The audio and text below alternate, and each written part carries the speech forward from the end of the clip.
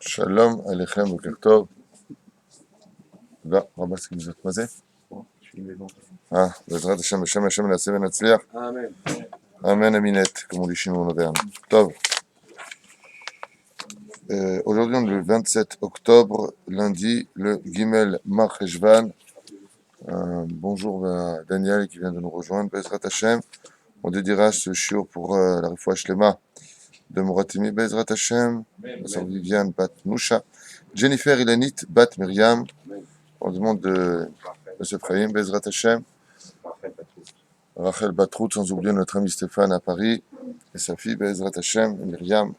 Son épouse, tous les enfants d'Israël, et que tout le monde, Bezrat Hashem, ait le srout d'avoir un shalom bayit. Combien il est important de vivre heureux avec sa femme, puisque tout son mazal dépend du bonheur de son épouse. Bezrat Hashem, nous, bien entendu, de ne pas être un frayeur, hein. On va pas dire oui, chérie, à tout ce qu'elle demande. Mais de l'autre côté, Bezrat Hashem, que chacun connaisse sa place et que tout le monde vive heureux. Zainyan. Tov. Aujourd'hui, c'est un jour un peu spécial, puisque nous sommes le Gimel Mar Cheshvan, le jour de la Iloula d'un des plus grands maîtres contemporains du judaïsme, un homme qui aurait pu vivre à l'époque des Tanaïm, le Rav Ovadia Yosef Zecher Tzadik Kadosh Bracha. Donc on prendra Bezrat Hashem quelques Mahamarim en son honneur, Kedelekem et Tapasuk Siftotav Dovevot Bakever. Quand on lit ce qu'a écrit un Tzadik, vous savez que ça le refait vivre dans les cieux. Ensuite, nous passerons au Sefer Amidot et nous étudierons le Rabbi Lubavitch sur quelques Mahamarim qu'on découvrira ensemble, je n'ai pas fait, sur la paracha de la semaine. Dès maintenant, parce qu'on aura beaucoup de choses à faire aussi sur la paracha plus tard. Ce soir, je vous rappelle que vous avez un shiur à 8h. À propos de Mi Shelo Ra'a et Chavero, Lifne Zman Rav, 30 jours, à propos de la bracha de Shehayen ou Bekiyemanu Behigiyanu, la Zeman Azeh, le Rav Adja écrit Mi Shelo Ra'a et Chavero B'Meshech Shloshim Yom, celui qui n'a pas vu son ami depuis 30 jours, Be'u Chavero Shehaviv Alav Me'od Me'od. Et que vraiment, c'est une personne qu'il aime tout particulièrement. Vehu adin la vivoli ou le rabo, et c'est pareil pour son père ou pour son rav, s'il ne l'a pas vu depuis 30 jours, que Bemet, il l'aime très fort. Beno achiv vechadome, que ce soit son fils, son frère, vraiment une personne qui est proche. Wachad mikorvotav, kigon ishto, même sa femme, c'est vrai, il dit pas la belle-mère. Hein. Oimo, Obito, non, Kitsur, il donne beaucoup de noms. Oachoto, quelqu'un de sa famille, kol shiru sa mère biriatam, si vraiment il est content de les voir. Alav levarer b'chkat she'achenu b'shem u'malchut. Dans ce cas-là, c'est vraiment il est content de voir une personne qui lui était très chère et qu'il n'a pas vu depuis plus de 30 jours, un mois. Il dit la bracha Baruch ata Hashem Elokeinu melech haolam she'achayanu v'kiyemanu v'higyanu lazman hazeh. Quand tu achètes un nouveau vêtement, tu es content. La personne ne vaut pas plus qu'un vêtement. Non. Ah, makara. La bracha she'achayanu, c'est d'arriver à un événement qui te fait vraiment plaisir. Moi, je crois qu'on disait Mechaye Amitim, moi, c'est pareil. Non, Mechaye Amitim, c'est pour un autre din. Ah, c'est un autre din, c'est une autre histoire. C'est vraiment, tu n'as pas vu une personne et que tu t'étonnes de le voir encore vivant. Sa belle-mère, dit. Il est parti en France, il est revenu. Tu connais l'histoire de la belle-mère. C'est... Il y a le bus des belles-mères et le bus des belles-filles qui roulent, et puis le bus de belle-mère fait un accident et le bus tombe et tout ça, et elles sont toutes mortes. Alors toutes les belles filles à côté, elles font la fête, ouais, elles dansent, il y en a une seule qui pleure. Mais pourquoi tu pleures? Pourquoi tu es dans cet état? Ça va, c'est ta belle-mère, tu vois pas, justement, elle a raté le but. Afalpi, Shaya Itam, Skina, les belles-mères, qu'est-ce qu'elles ont pris dans la tête avec les blagues? Bekesher téléphone, ou Bekesher, Afalpi, Shaya Itam, Bekesher.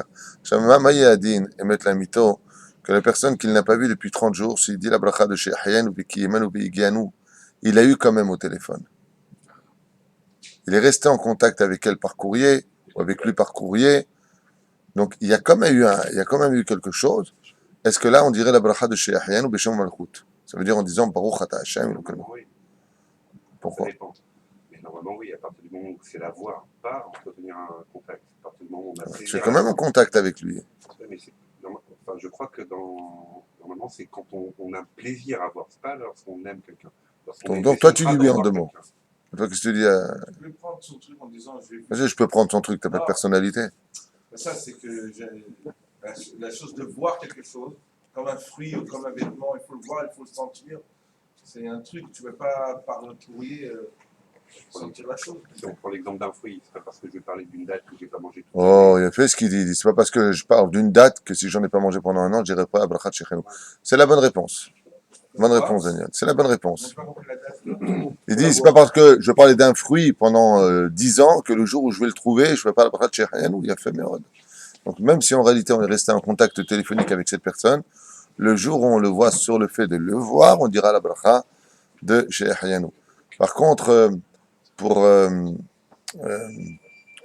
ce que tu as dit, pour la bracha de Bechaya Metim, effectivement, si on n'a pas vu une personne, mais depuis un an, Ah non. tu dis la bracha, Baruch ata Hashem Elokeinu melech haolam, Bechaya Metim. Et pourquoi tu dis cette bracha-là? Ça fait peur, là. Hein. C'est le mec qui te dit, je suis pas un zombie. Pourquoi tu me dis Bechaya Metim Yatikoujik? Parce qu'on a passé Kippour, non? Parce qu'on a passé Kippour, non? Parce que, bah oui. Non, si je dis non, tu dis pas oui. Non, Si tu dis Kippour, je te dis non, tu vas pas dire oui, parce que ça veut dire que tu non, veux jeûner ou quoi? On a passé Rosh Hashanah. On est Kavan Talezé, Ken.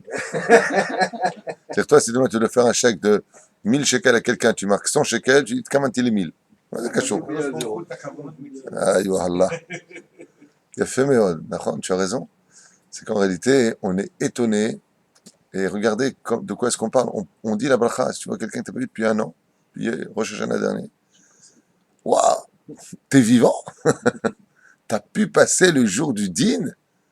Pour vous dire à quel point on ne se rend pas compte le jour de Rosh Hashanah, combien notre vie est remise en question dans les cieux. C'est-à-dire que dans ce cas-là, si on a été en cachère avec lui, on ne fait pas Myriam Meeting. Si on a été au cachère avec lui. Oh, il a fait ma chouchouelle. Là, Yafa. Non, mais c'est sûr. Là, qu'est-ce que tu réponds, Daniel? Pareil que pour chacun. Non. Non. On sait qu'il est vivant. Là, on sait qu'il est vivant. avec Ah, tu sais qu'il est vivant. Non. Non. Mais par contre, ce que tu fais, tu le dis sans Shem ou Malchut. Par exemple, si tu as vu une personne une semaine après Rosh Hashanah, qu'est-ce que tu fais comme bracha? Tu l'as pas vu depuis, tu l'as pas entendu. Il n'y a pas un an. Qu'est-ce que tu fais? Baruch Mechaya Metim. C'est bizarre comme situation. Voilà, c'est deux personnes qui doivent dire un vers l'autre. Ok. C'est là qu'on a trop vu. משה שלבר שהחיינו שלא ראה אותם במשך 30 יום. היינו דווקא, שהוא ראה אותם פנים אל פנים. אבל אם ראה אותם בדרך... Ah, maintenant, si maintenant il a parlé avec lui, vous savez qu'aujourd'hui, dans les téléphones portables, cette épidémie aujourd'hui, il y a ce qu'on appelle Vidéoconférence. Tango, Video Check. Ouais, c'est avant, tu étais tranquille. Le mec, il voulait tromper sa femme. Il était où? Il prenait un klaxon à côté de lui, comme il a dans son bureau. Tintin, tu fais un klaxon si t'es dans la voiture. Aujourd'hui, t'es où? Mets la caméra, où tu es? Voilà, tourne à droite, à gauche. C'est qui la blonde?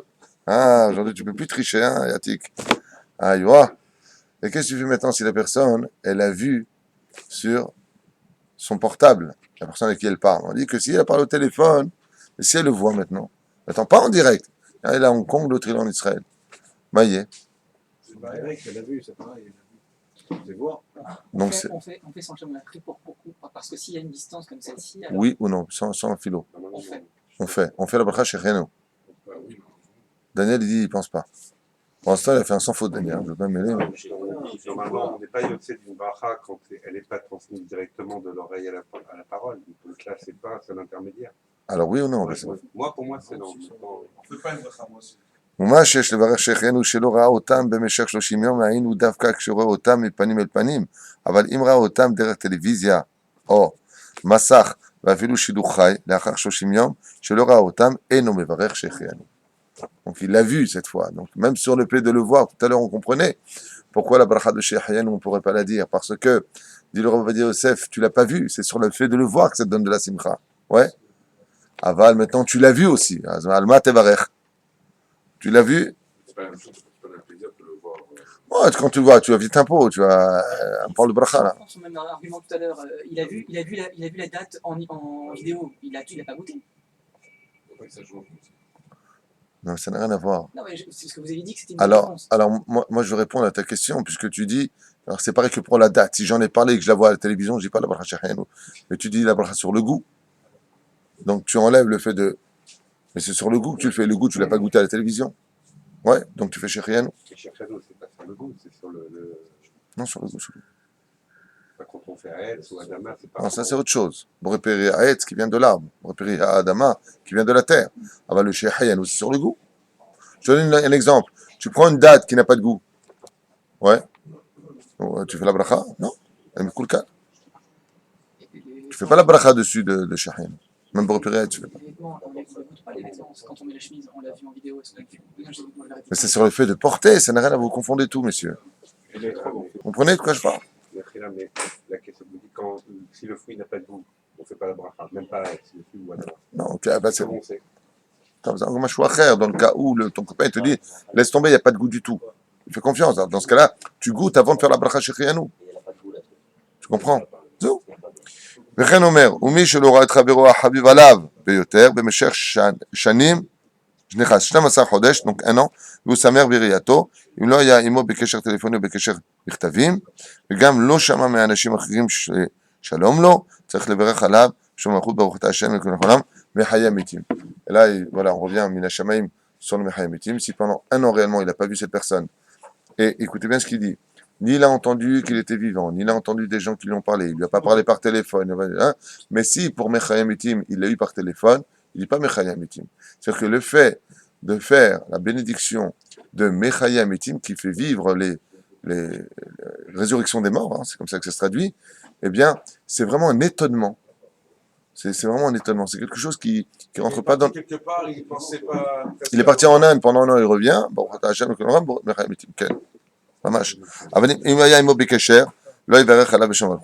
mais si par exemple il était au téléphone avec lui, alors comment ça va là où tu es quand est-ce que tu reviens en Israël? Quand tu le vois après un an, même 2 ans, il dit pas la bracha de Shechianu. Pourquoi? Parce qu'il a eu au téléphone, donc il n'y a pas d'étonnement. Il sait qu'il est vivant. Il faut que la bracha s'accorde à une situation prescrite. Il y a une situation, on dit Shechianu, d'après vous, c'est une question piège avant de passer au Sefer Amidot de Rabbeinu. Il y a une situation, on dit la bracha de Shechianu dans un des moments les plus inattendus de la vie d'un juif. Quand? Inattendu. C'est tellement inattendu que, même si ça figure dans Mishnah Brura, même si ça figure dans la Halacha, l'onoagim la asot. L'onoagim, on n'a pas l'habitude de... Disons que si la personne veut le faire, elle le fait vraiment en catimini, son Shechianu. J'ai adoré le divorce. Shechianu. Le divorce. Allez, voilà. Non, je sais qu'on fait chez rien. Non, un moment encore plus inattendu que le divorce. Que Shem Shem Evarech ala Tova, car Yevarech ala Ra, Bémet, tu veux que je te dise quelque chose dans l'absolu, on devrait dire la bracha de Shechianu si on divorce, parce que quelque part, même si c'est extrêmement douloureux, non, pas par rapport au fait. Tu sais, je vais te dire une chose, le divorce, c'est comme si on prend une scie, qu'on coupe un homme en deux. Une partie de lui qui se coupe. C'est facile à dire, c'est très très très dur à vivre, le divorce. Surtout quand tu vois après le conjoint ou la conjointe que tu as aimé dans les bras d'un autre, et qu'à l'autre, elle donne tout ce que toi, tu as tout donné, mais que tu n'as pas eu. Zeme od meod caché. La reine Bezrat Hashem, les gens devraient réfléchir 3 fois, 4 fois, avec beaucoup de conseils, et s'annuler un petit peu, casser cette gava, ces bras de fer, de l'orgueil, avant de franchir le pas où les seuls miskin korban ne sont que les enfants qui, eux, n'ont rien demandé. On referme cette parenthèse. Non, un moment encore plus inattendu que le divorce. Aller plus loin.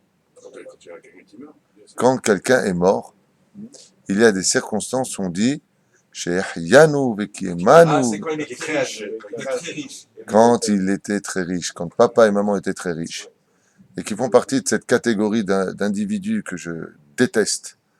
Vous savez, des individus que je n'aime pas, moi. Ce sont les parents qui sont très riches et qui attendent de mourir pour pas voir le bonheur de leurs enfants. Alors, l'halacha, qui n'est pas accomplie aujourd'hui parce que c'est pas joli, c'est-à-dire que le moussard ne le permet pas, c'est halacha.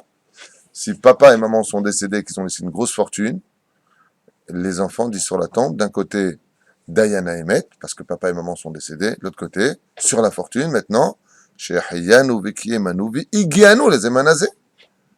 Alors, si les parents avaient été intelligents, ils auraient donné de leur vivant. Comme ça, ils n'ont pas cette honte de dire, d'entendre la bracha de Baruch Hashem, vous soyez partis. C'est pas joli.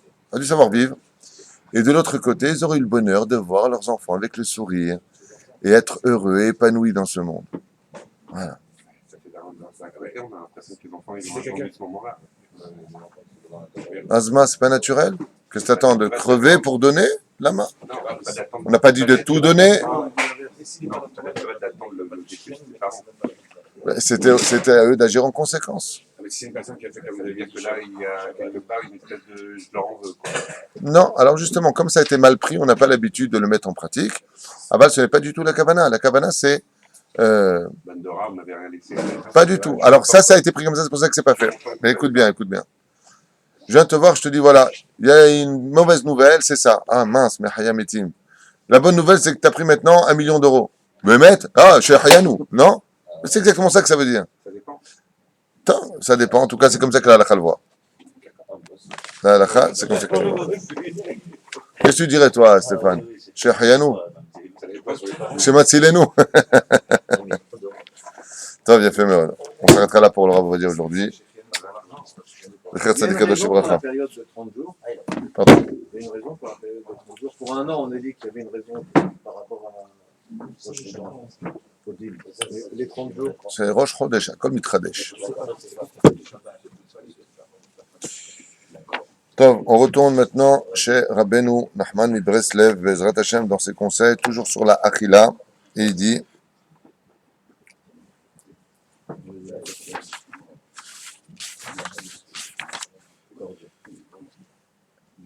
non, sur le Alman, excusez-moi, on arrive au Alman. Mi shemeta chas v'shalom ishto, yomar bechol yom parashat Hasham, ad she'isa isha acheret. Celui qui l'oranim v'lo alechem, je ne sais pas pourquoi on en arrive là, Alman, celui qui a perdu son épouse, devra dire tous les jours la paracha des Hasham, c'est les Ktoret, jusqu'à ce que cet homme se remarie. Ali de sheker de varav enam nishmaim, et gam ali de sheker me alme, chas v'shalom kamanashim. Dans le biais du sheker, il faut savoir que les gens qui mentent, quand ils parlent après, ils ne sont pas écoutés. On ne donne pas de crédit. Celui qui en général parle et qui perce le cœur de l'autre sont en général, dit Rabbi Nachman de Breslev, les gens qui ont de la vraie Yirat Shamayim. Celui qui est Yirat Shamayim, quand il parle, il n'a pas besoin de dire « je te jure, crois-moi ». Il parle parce qu'on sait que chez lui, chaque mot est pesé et il connaît la valeur des mots. Par contre, Rabbeinu nous apprend quelque chose de terrible. Il dit, sache que celui qui ment non seulement c'est de Varav l'onishmaim, on n'écoute pas ce qu'il nous dira. Il a parlé, mais je te promets et tout. Ça passe pas. Mais il dit, plus que cela encore, ça peut tuer, et ça tue les femmes dans ce monde. Le sheker tue les femmes dans ce monde. Pourquoi? Parce que c'est le sheker qui a fait tomber Ève dans l'histoire de la création du monde, du Nachash, je ne vais pas rentrer dans les détails. Abal Yoter, Mizevgam, et des sheker mehalmen. Un homme, il provoque que dans le pays dans lequel il vit, si c'est des menteurs, il y a des femmes qui partent plus tôt de ce monde, par le biais du mensonge. Je m'étais dit chez la dame, le halil velechem, quand la femme d'un homme décède, azay kiilu nehsarlo etsem et atzama. C'est comme si qu'il manquait, dans le squelette d'un homme, s'il perd sa femme, comme si qu'il manquait maintenant un os dans le fonctionnement de son corps. Un peu ce que je t'ai dit tout à l'heure. Aval atzadik afalpi sheishto meta eno nehsarlo etsem. Mais si c'est un tzaddik, même si son épouse, le Halel Velechem, est partie de ce monde, chez lui, il reste complet. C'est Dieu qui remplira le manque. Alman Otiot Achat Mehena Lonishbara. Une seule d'entre elles ne s'est pas cassée. Les initiales de Achat Mehena, une seule d'entre elles, Lonishbara ne s'est pas cassée. C'est Aleph Mem Lamed Nun Alman. Donc il y a une partie de nous quand même qui se brise. Lo alenu velo alechem, quand on n'a pas fait ce qu'il fallait faire et que notre épouse est décédée. Pardon? Alman, veuf. Bonne question. Zéou. On attaquera après Eret Israël selon Rabbi Nachman de Breslev, Be'ezrat Hashem. Parashat Hashavua, il parashat Lech Lecha, parashat qui figure déjà, on vient de le faire depuis tout à l'heure. C'est pas le Sefer Midot que vous avez fait? Là, c'est le Sefer Midot qu'on va faire pendant un quart d'heure, 16 minutes exactement, on a fait le Ravodia. Ah, ok. Aujourd'hui, je voudrais faire un peu de Chassidoute. C'est extraordinaire ici. On vient de faire le Ravodia, après on fait Rabbi Nachman, et maintenant on fait le Rabbi Lubavitch. Bon, Ezrat Hashem. On aime tout le monde. Vayomer Hashem el Avram lech lecha. Alors vous savez que Avram, c'est un personnage unique dans l'histoire. Il est la clé de toutes les clés. C'est-à-dire que tout ce que nous pouvons faire aujourd'hui dans ce monde est venu parce que Avram nous a permis de le faire. J'aimerais vous dire à quoi cela ressemble. Il y a des locomotives dans ce monde qui pourront avancer très très vite. Et puis il y a des locomotives dans ce monde qui vont grainer après eux des centaines de wagons. Et plus la locomotive est forte, et plus il va traîner des milliers. Ici elle est encore plus forte, des millions. Ici des milliards. Ici des trilliards. Et ainsi de suite. Quand on parle dans la Torah des Avot Akdoshim de Avraham, Yitzhak et Yaakov, il faut savoir que tous les Midrashim qui nous comptent les moindres détails de leurs actions sont là pour nous faire comprendre que quand Avraham, par exemple, a levé la main droite, il permettra jusqu'à la fin des temps que chaque juif qui vient de ses entrailles puisse lui aussi agir en conséquence. Je voudrais vous donner par exemple, on peut en donner des milliers, mais là on va prendre 2-3 si vous me le permettez.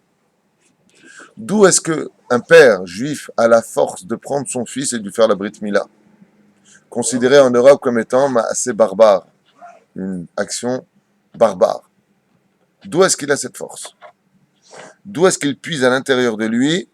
Je ne parle pas d'autres individus qui vont par contre coudre le sexe de leur petite fille de 3 ans avec, sans anesthésie ou... Oui. En Afrique, ils font ça ou des choses comme ça. Non. Je ne parle pas de gens qui n'ont pas de valeur pour la vie ou la mort, comme en Inde, où les gens meurent à côté de toi. On les met sur une charrette. J'ai un ami qui est parti là-bas pendant 6 mois, il m'a dit, c'est incroyable. Les gens meurent à côté de toi, ils meurent. Et les gens passent. Zélo méchané la même cloum. Je ne parle pas de cette situation que je ne juge pas, mais c'est un état de fait. D'où est-ce que ça vient? Ça vient du fait qu'Avraham Avinu, il a travaillé sa mida, il s'est fait la brite et qu'il l'a fait à son fils.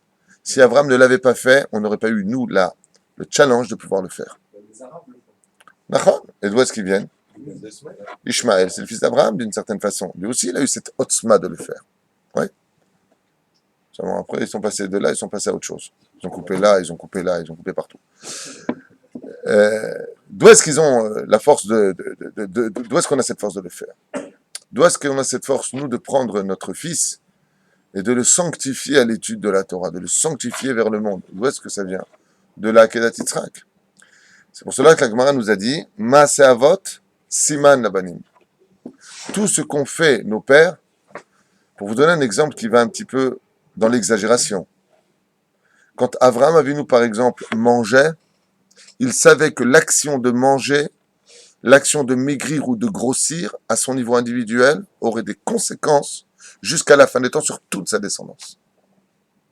C'est parce qu'Avraham a pris la décision de descendre en Égypte que Dieu lui dit « ta descendance descendra en Égypte ». Alors que lui, sur l'échelle individuelle, il est descendu en Égypte parce qu'en Eretz Kenaan, il y avait la famine. Et qu'on a le droit de quitter Eretz Israël pour sa parnassa. Et donc, tu me demandes d'aller là, il n'y a pas de quoi manger, je descends le temps que la situation de ses habitants ici présents n'ayant pas le mérite de faire descendre de l'eau, la pluie, comme on dit Mar Heshvan, pourquoi on appelle le mois de Mar Heshvan, parce qu'on est au mois Heshvan. Mar en araméen, vous savez que ça veut dire de l'eau, Mar Heshvan, l'eau qui descend au mois de Heshvan. Mar Heshvan, de son nom. Il y en a qui disent Mar parce qu'il n'y a pas de fête. Donc c'est amer. Et donc Abraham descend en Égypte. Parce qu'il descend en Égypte, nous on descendra 410 ans en Égypte. Même pas mal. Alors, puisque tu n'as pas eu de confiance en moi, tu es descendu en Égypte, toute ta descendance est en Égypte. Parce qu'elle a été prise, Sarah prisonnière là-bas, alors elle sortira, il y aura le cadeau de Goshen. Alors on ira vivre à Goshen. Si c'est gratter le nez, on se gratte le nez. Donc terrible, oui. Le Maaseh Avot, les patriarches, nous ont donné à chacun de nous la force d'être ce que nous sommes. C'est pour cela d'ailleurs que de façon individuelle, on n'a pas l'habitude de dire Eloké Avraham, Yitzhak et Yaakov. Vous avez remarqué qu'on dit toujours Eloké Avraham, Eloké Yitzhak, Veloké Yaakov.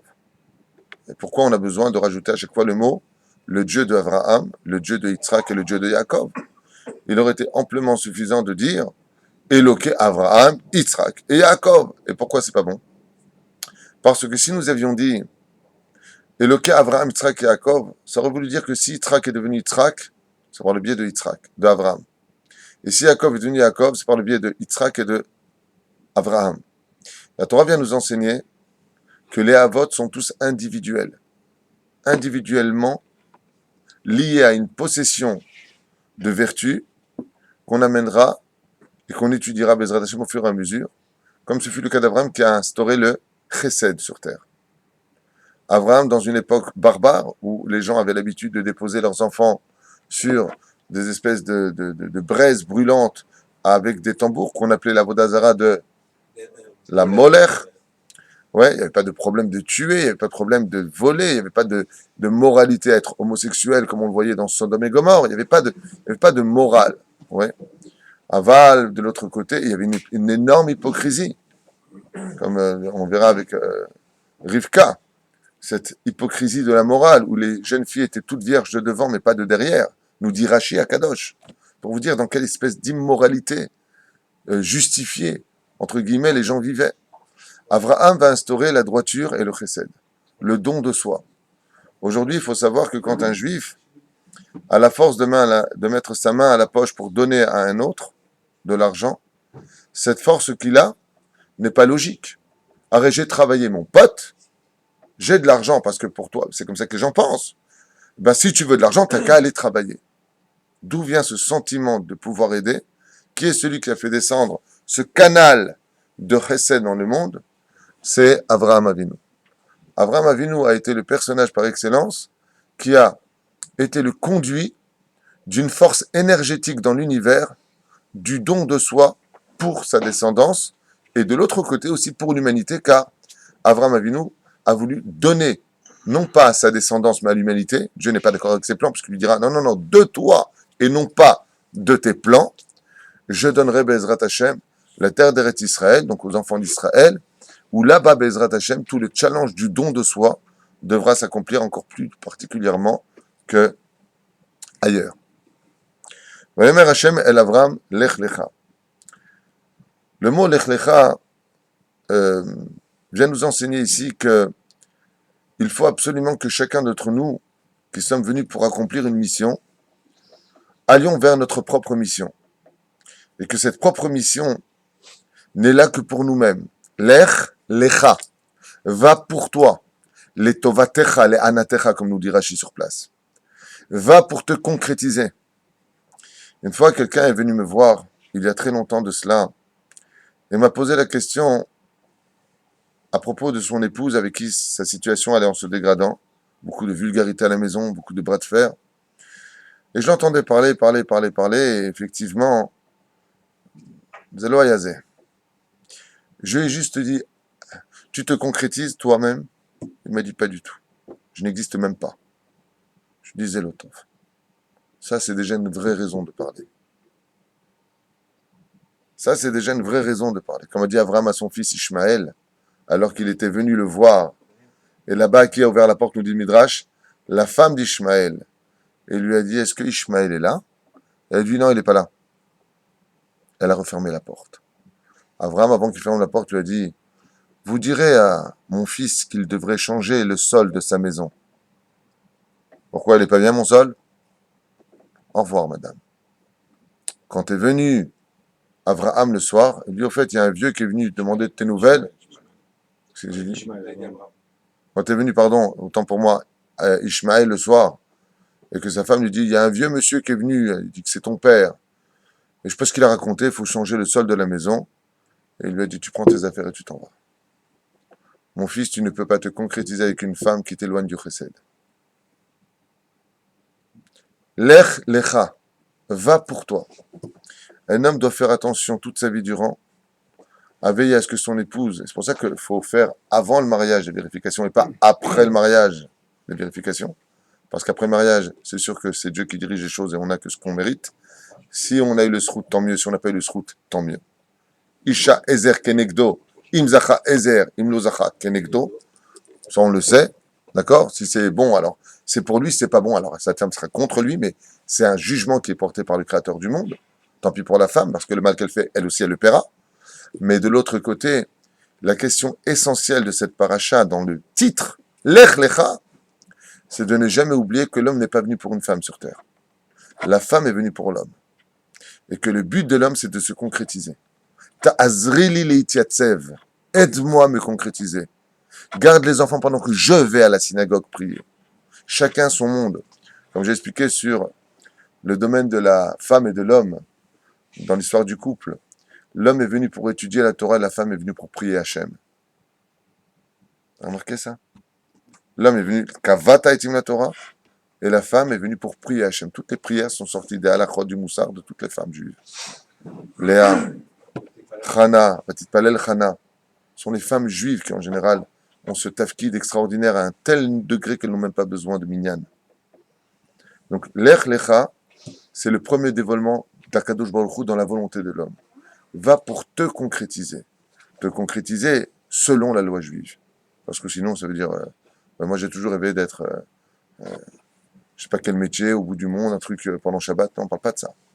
L'Ech Lecha veut dire, va jusqu'au bout de ton potentiel, celui que je t'ai donné pour que tu t'accomplisses en tant que Avraham. Et non pas qu'en tant que celui que l'on dénigrera.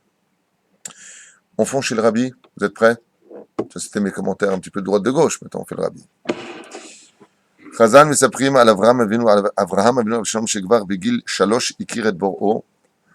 À l'âge de 3 ans déjà, Abraham Avinu a connu son créateur, vous savez comment? Sorti dehors, il a commencé à se poser des questions. Il y a des gens qui sont intelligents à l'âge de 3 ans, il y en a d'autres qui ont 90 ans, sont professeurs d'université, et ce sont des ânes battés. Abraham, il s'est posé la question en disant, mais le monde, il ne s'est pas créé tout seul. Le Big Bang, c'est lui, le Big Bang, ça existe dans la Torah, attention. Hein. C'est marqué dans le 2e jour. Dieu sépara les eaux d'en haut des eaux d'en bas, c'est l'explosion dont on parle. On parle de la lumière, oui, l'énorme lumière, les neutrons et tout ça, tout ce qui a explosé. Le Big Bang, c'est marqué dans la Torah, mais pas comme eux, ils le comprennent. Le Big Bang, ce n'est rien d'autre que l'explosion de l'univers séparé du monde de l'atmosphère au monde de l'espace. Donc, est-ce qu'il y a eu une explosion dans l'histoire? Oui, il y en a eu une. La Torah en parle, le Zohar en parle grandement, on n'a pas eu besoin de scientifiques. Il y a eu un Big Bang, mais pas comme eux le disent. Vachakach itmaser la fatzat haemuna beboro olam. Et ensuite, Bezrat Hashem, il a commencé à enseigner le monothéisme. Car vous savez que la Avodah Zara, ce n'est rien d'autre qu'une situation d'achat de conscience. C'est-à-dire que, si je veux, par exemple, la femme du voisin va dire à la personne, c'est assourd, c'est honteux, t'aimerais pas qu'on te fasse ce que, ouais, alors je vais créer le Dieu de la liberté d'esprit. Et au nom de ce Dieu que je vais créer, on va faire un beau temple comme ça, et ça s'appelle prendre la femme de l'autre. Si je vais la prendre, c'est au nom de ce Dieu que j'ai créé. Si je veux prendre, ou je veux acquérir des choses qui soient immorales, pour le rendre moral, je veux dire que c'est au nom de Dieu que je vais le faire. Ça s'appelle Avodah Zara. Je vais travailler pour une pensée, pour une formation étrangère à l'esprit de la moralité humaine. Ça s'appelle de la Avodah Zara. Prenons une Avodah Zara des plus pratiquées au monde et jusqu'à aujourd'hui mise en application. La première religion d'Avodah Zara. J'ai nommé le christianisme. Non, beaucoup plus nombreux que le christianisme. Les athées. Hein? Les athées. Les athées, non, beaucoup plus. Athées, je pense pas d'Avodah Zara. D'une certaine façon, si. Bon, la plus grande Avodah Zara de l'histoire, celle qui n'a jamais cessé d'exister, la colère. On n'a pas le temps. Kol hakohes ki'ilu oved Avodah Zara. La colère. Qu'est-ce que la colère? C'est le Dieu qui te permet d'être vulgaire. Au nom de la colère, je peux me permettre de dire ce que je veux maintenant puisque je suis en colère. Ça s'appelle créer, c'est une Avodah Zara. Ouais. On sort de soi, on se met en colère et on va travailler. Le Yetzer Hara qui prend le cœur en entier, non plus la partie gauche, mais le cœur en entier. Et là, on peut dire à la personne, de toute façon, je t'ai jamais aimé, tu sens mauvais, t'es un ceci, t'es un cela, et les mots vulgaires, et on casse les vases, et on pousse la table, et on se permet d'humilier les grands comme les petits. Mais au nom de qui tu oses faire une chose pareille, espèce de petit ver de terre? Au nom de qui tu oses faire une chose pareille? Au nom d'un Dieu qui se justifie quand on s'est calmé. Et qu'est-ce qu'on dit d'ailleurs? J'étais en colère, je suis désolé. Mais pourquoi tout à l'heure tu n'étais pas désolé? Bah, tout à l'heure, je faisais de la Vodazara. Avraham Avinu va enseigner le monothéisme, le service du Dieu unique, le miséricorde Dieu, Akadosh Baruch Hu, Boré Olam, Dieu lui-même. Ce Dieu pour lequel il ne peut pas y avoir d'autres possibilités que lui-même, mais pour lequel il peut exister une entité différente à lui. Ça s'appelle le libre arbitre. Et c'est dommage que l'islam ne l'ait pas compris. C'est-à-dire que dans l'histoire, ce que veut Hachem, c'est la possibilité de lui dire « je viens avec mon cœur ». Et non pas « si tu fais pas, je te tue ». Si tu ne m'écoutes pas, je te fais. Non, non. Il y a la possibilité dans la Torah de dire à Dieu « je ne veux pas faire Shabbat ». Alors Dieu te répond « c'est pour ça que je t'ai créé ». Peut-être, mais c'est un choix. Pourquoi? T'as déjà vu des gens mourir parce qu'ils n'étaient pas Shomer Shabbat, toi? Alors pourquoi tu dis ça? On a déjà expliqué que quand la Torah nous dit que si un juif n'est pas Shomer Shabbat, il est mis à mort, c'est pour qu'il prenne conscience que d'allumer une lumière pendant Shabbat, il mériterait la mort. Mais est-ce qu'il est mort? Non. Pourquoi il n'est pas mort? Parce que Dieu attend qu'il vienne à lui de par lui-même. Et ce degré est si grand que la Gemara nous dit, là où se tient un Hoser Bitshuva, même un Tzadik Gamour ne peut pas se tenir. Parce qu'un Hoser Bitshuva, c'est celui qui est venu de lui-même vers Hachem. Donc Dieu ne veut pas qu'il y ait d'Avodazar autour de toi, mais il ne veut pas non plus que tu t'annules toi-même vis-à-vis de lui. Dans le sens où cette annulation, c'est ton libre arbitre. Seulement, qu'est-ce que le libre arbitre? C'est un sujet pour lui-même. C'est quand Dafka, tu t'annules complètement.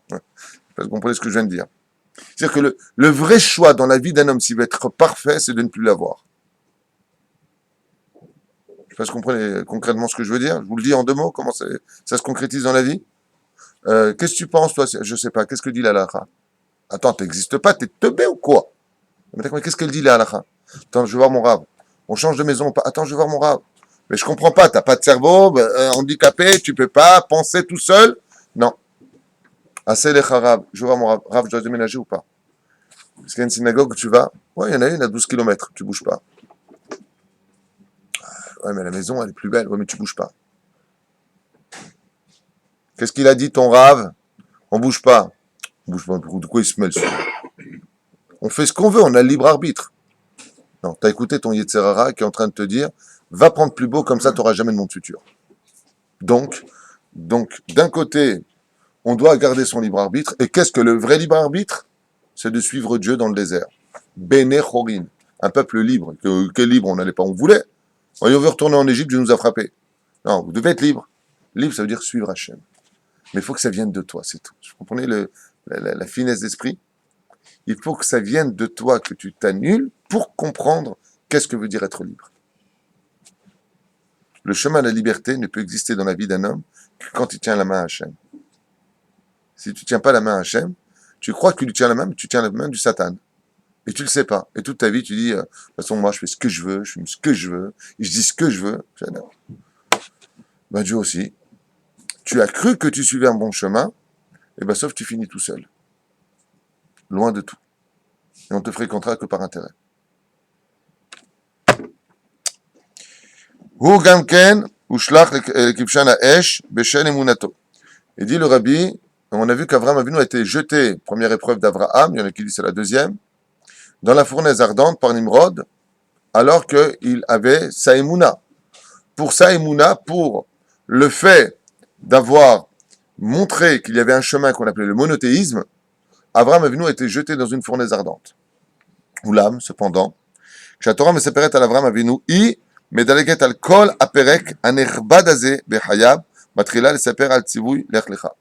Et le Rabbi s'étonne fortement ici de dire qu'il est curieux que la Torah refuse de parler des 75 ans de vie de Avraham Avinu, qui sont hyper intéressantes.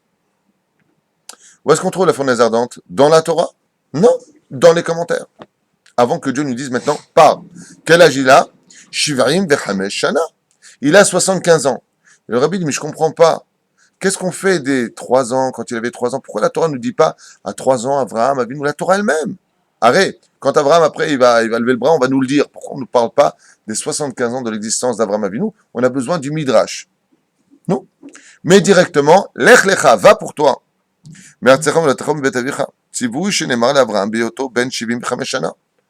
Donc, sur les 175 ans d'Avraham Avinu, d'existence, quelles sont les années que la Torah nous donneront sur sa vie? 100 ans, Gematria, Lech Lecha. Lech Lecha, Gematria Mea. Et la seule chose que va nous dévoiler la Torah sur Avraham Avinu, c'est Dafka, ses 100 ans. Le rabbi est étonné en disant, et les 75, non? C'est vrai que quand on lit la paracha de Chaye Sarah, où à la fin d'ailleurs Avraham lui-même part de ce monde, on nous dit qu'elle était à 7 ans comme à 20 ans, 20 ans comme à 100 ans. Quoi. Je veux dire, on nous dit que le jour comme la nuit, elle existait et on n'a pas dit à Sarah, elle a vécu 100 ans. Mais chez Avraham Avinu, on voit qu'il y a une volonté de la Torah de les Hashmit, Shiveim Bechamesh Shana Michayav, d'ignorer 75 ans de sa vie. Bizarre. Qui sont les plus intéressants de qui plus est. Le dévoilement d'Avraham Avinu, quand il a cassé les statues chez son père, en disant, il a pris du couscous comme ça, il a dit, du riz, du couscous, peu importe, il l'a mis dans la boutique à son père, qui était donc Terach, ministre chez Nimrod, et il a cassé toutes les statues, et puis il a pris la masse, il a mis dans les mains de la grande statue, comme ça qu'il a laissé parfaite, et il lui dit, qu'est-ce qui s'est passé? Il dit, j'ai voulu donner à manger une offrande, et puis elles se sont battues les unes avec les autres, et puis la grande statue dit, c'est moi le chef, elle a pris la masse, et puis elle les a frappées, elle les a toutes cassées. Terach lui dit, tu me prends pour un imbécile ou quoi? C'est moi qui l'ai fabriqué, il n'y a même pas 2 jours cette statue. Depuis quand ça bouge, depuis quand ça parle, depuis quand ça réfléchit une statue? Avraham, il a dit à son père, papa, tu vends des statues à des gens leur disant, c'est Dieu, c'est lui qui a créé le monde. Et toi-même, tu viens de dire, depuis quand ça bouge une statue? Depuis quand ça pense? Depuis quand ça voit? Depuis quand ça réagit? Hein? Pourquoi c'est pas intéressant de voir ça? C'est pas du beau moussard pour nous, ça? Ah, Zachel. Matchouva. Il dit, ולא זו בלבד שהתורה אינה רואה לנכון לתאר את דמותו קודם הציווי הזה, ולא במילים אחדות. Non seulement la Torah veut ignorer, particulièrement d'en parler, ולא במילים אחדות, כפי שנאמר, אצל נוח שהיה איש צדיק תמים. Par exemple, Noach, dès qu'il vient de naître, dès que Dieu s'adresse à lui, qu'est-ce qu'il dit?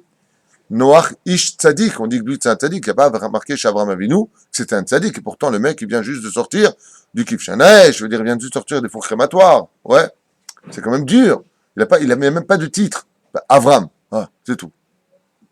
Et là, בסוף הפרשה הקודמת, כשמנה התורה בני המשפחה תרח, היא מזכירה את אברהם כאחד מבני המשפחה מבלי לייחדו כלל. Et de qui plus est, quand on a vu dans la fin de la paracha de Noach, dit le rabbi de Lubavitch, que voici la descendance des uns et des autres en parlant de Shem, ensuite de Ever, d'où va naître plus tard Terach, Avraham est cité exactement au même grade que les autres. C'est pas Sheba, il y a un truc style voilà maintenant il est Avraham, pas du tout. On le cite, et il y avait qui? Il y avait Haran, il y avait son frère, il y avait Haran et Nahor et Avraham. Avraham, Nahor et Haran sont mis au même niveau. Et le rabbi dit, mais c'est incroyable, il n'y a même pas une boulette tunisienne, le mec, rien. Avraham est né, on s'en fout. On le met au même niveau que les autres.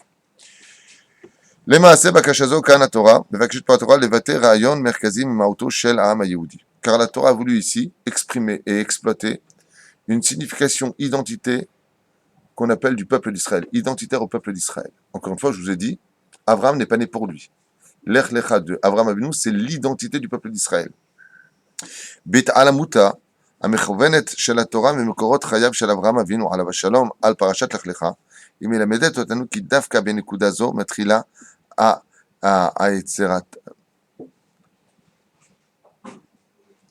ההיווצרות של המהות היהודית, ומכאן מתחילה קיומו של עם ישראל. Le rabbi il dit que si Akadosh Baruch Hu n'a pas voulu marquer la personnalité d'Avraham Avinu, c'est pour t'exprimer que la personnalité à l'échelle individuelle n'a pas réellement de fonction dans l'enseignement des générations qui viendront plus tard, si ce n'est que le dévoilement du démarrage des enfants d'Israël. Clairement, qu'est-ce qu'on vient de dire? Vous savez ce que ça veut dire? Ça veut dire que les 75 ans et la naissance d'Avraham Avinu ne concernaient pas encore sa descendance, mais sa personnalité à lui. Et la Torah n'a pas à perdre de temps avec l'individualisme. Elle attend que l'histoire démarre pour les enfants d'Israël. Elle attend que l'histoire démarre quand Dieu s'adresse à Avraham Avinu. Ça veut dire qu'on pendant 72 ans, il n'a pas réussi à convaincre. 75 ans. Il avait 3 ans quand c'est rendu compte. Pendant 72 ans avant son départ, il n'a pas réussi à convaincre qui que ce soit. Il n'a pas eu une fonction de. Il a eu cette fonction. Mais la vraie fonction vient du fait qu'il comprend. Alors pour cette question-là, il faudrait quitter le rabbi pour parler de ce qu'explique le Rav Kook d'Afka sur ce sujet-là. C'est qu'Avraham Avinu avait l'idée de convertir l'humanité en un seul peuple qui était le peuple d'Israël. C'est-à-dire qu'il n'y aurait pas eu le peuple d'Israël et les nations. Abraham, dans son idée première, était de faire un seul peuple sur terre, une seule entité. Un peu comme Nimrod a voulu le faire. Seulement lui, il a voulu le faire pour lui. Abraham a voulu le faire pour Dieu. Et on voit que ce plan-là, du berger qui était Abraham Avinu, va être cassé par Dieu dans la paracha de Vayera. Quand Dieu lui dit, va faire la guerre pour libérer Lot. Abraham ne veut pas faire la guerre. Et quand il fait cette guerre-là, alors Dieu lui dit, une fois qu'il a fini sa guerre, n'aie pas peur. Mais pourquoi tu dis n'aie pas peur après la guerre? Tu aurais dû lui dire n'aie pas peur avant la guerre. Pourquoi on lui dit n'aie pas peur? Parce que maintenant Abraham a pris non plus l'effigie, la symbolique du berger, mais du guerrier. Et donc il a été capable de tuer les autres nations. S'il a été capable de verser le sang des autres nations, c'est que son plan individuel de rendre les nations du monde un seul peuple vient d'échouer. Et Dieu lui dit, mais tu n'as pas compris, c'est de toi que je veux faire descendre le peuple d'Israël. Alors il placera ses 2 enfants là en face de lui. D'où la paracha de Toldot. Par la suite, fin de paracha Vayera, Chayesara, Vayera, où on voit ici la Kedat Yitzhak, et il lui dit, prends ton fils. Il dit, mais j'en ai 2, j'ai 2 fils. J'ai Ishmaël et j'ai Yitzhak. Et Dieu lui dit, non, celui que tu aimes. Mais je les aime les 2. Très bien, Todarabah, on le sait. Alors qu'ailleurs, on a vu qu'Abraham n'aimait pas Ishmaël. Rashi le précise sur place. Comment c'est possible que là, on voit qu'il aime et là, on ne le voit pas? Je vous ai déjà expliqué. Rashi dit, parce qu'il avait quitté le chemin de la droiture, Abraham ne l'a pas aimé. Quand là-bas, il lui dit, je les aime les 2, c'est qu'il a fait teshuva. Il n'y a pas de controverse. C'est parfait. Abraham n'a pas supporté la conduite de son fils Ishmaël. Il ne l'a pas aimé. Et d'où est-ce que tu vois dans le texte de la Torah qu'il n'a pas aimé? Quand il le renvoie, qu'est-ce qu'il lui donne? Une gourde et un tout petit morceau, alors qu'il est multimilliardaire. Que là, tu vois qu'il n'aime pas. Il a fait du chesed, il ne le fait pas avec son fils. Il y a marqué qu'il a sonné auto. Il l'a détesté. Pourquoi dit Rashi? Rashi vient, il commente. Il te dit parce qu'Ishmaël a quitté le chemin de la droiture. Donc il ne l'a pas aimé. Tu comprends? Alors comment ça se faisait? Après, il a aimé. Il a fait tchouva. Il a dit à son père, papa, tu avais raison, Bémet Tahiti, je me suis trompé. Je pense que la vraie liberté, c'est d'arrêter d'écouter son Yetzerara et de faire réellement teshuva. Donc on voit qu'Abraham Avinu, qu'est-ce qu'il dit à Dieu? Mais j'en ai 2, il veut inclure Ishmaël dans l'histoire. Et Dieu lui dit, mais tu comprends pas? Il n'y a pas ni Ishmaël, ni Esav. Il n'y a que la descendance d'Israël. Tu comprends pas? Dans la Bible. Pas de moi ce que je dis, c'est pas côté défendre le peuple juif. Si on est naze, on est naze. Si on est bon, on est bon. Mais on est bon, qu'est-ce qu'on va faire? On est bon, on est bon. Un saut de s'amuser. Que Dieu lui dit, je ne veux pas de ton plan. Et c'est pour cela que d'Abraham Avinu, il y a quelque part une disqualification du personnage. Le Bachir des Avot, le préféré de Dieu des 3 pères, c'est qui? La Gemara nous dit, c'est Yaakov Avinu, Israël. Celui qui représente le peuple d'Israël, c'est pas Abraham. Abraham est symbolique de toutes les nations du monde. Il est vénéré par toutes les religions. Les Ishmaélim l'appellent, l'islam l'appelle Ibrahim, le grand. Dans la chrétienté, Abraham est considéré justement, toute la chrétienté basée sur la philosophie d'Abraham Avinu. On s'aime tous, on est tous cool. Il faut faire du bien, le chesed. Mais dans le peuple d'Israël, celui qui, pour cette nation unique, que le peuple d'Israël, s'y détestait au monde, c'est Yaakov Avinu qui le représentait, non pas Abraham. Abraham est un extrême. Yitzhak est un autre extrême. De la religion, malheureusement mal formée, d'Abraham va naître le christianisme. De Yitzhak va naître l'islam. Et qu'est-ce qui naît de Yaakov? Israël. Je parle au niveau idéologique. Yitzhak, c'est Midat Adin. Din, c'est religion en arabe. C'est la rigueur, le couteau, coupe la gorge, prêt à sacrifier, je m'explose. Du côté de Abraham, c'est je fais des tentes dans le désert, venez manger mes frères. Venez servir un Dieu unique. Chez nous, il n'y a pas de ça. Chez nous, il y a les deux. Les deux en équilibre, harmonie. C'est Yaakov Avinu. Et étant donné, nous dit le Rabbi, donc je finis quand même parce que est venu pour nous le temps de nous quitter. עד אז היה אברהם אבינו ככל האדם, אלא שבכוח שכלו והבנתו הצליח להגיע להכרת הבורא. Et dit le rabbi ici, pourquoi est-ce que Akadosh Baruch Hu n'a pas voulu marquer dans la Torah, les 75 ans d'existence d'Avraham Avinu jusqu'à ce qu'il s'adresse à lui? Parce que toute la émouna de Avraham Avinu est venue de son intellectualité, de son intelligence. Il a compris, il a conclu, il était professeur au niveau de la pensée. Dieu s'adresse à lui, il lui dit, maintenant que je te parle, maintenant, vous avez vu qu'une fois de plus, la émouna juive, elle est basée sur du cartésien quand même, parce que Dieu lui dit, lech lecha, Dieu lui parle, il lui dit, je ne veux pas que tu aies une émouna, et vous savez pourquoi c'est très dangereux, la émouna de l'intellect? Exactement. L'intellect est le pire ennemi de la Torah. Parce que si tu crois en Dieu, parce que dans ta nature, de ta pensée, dans ta façon de voir les choses, tu y adhères parce que c'est maintenant logique, le jour où c'est plus logique, tu quittes tout. C'est ce que dit le rabbi. Jusqu'à 75 ans, Abraham adhérait à Dieu parce que de façon logique, il savait qu'il existait son intellectuel. La émouna, elle est en nous, il faut la réveiller.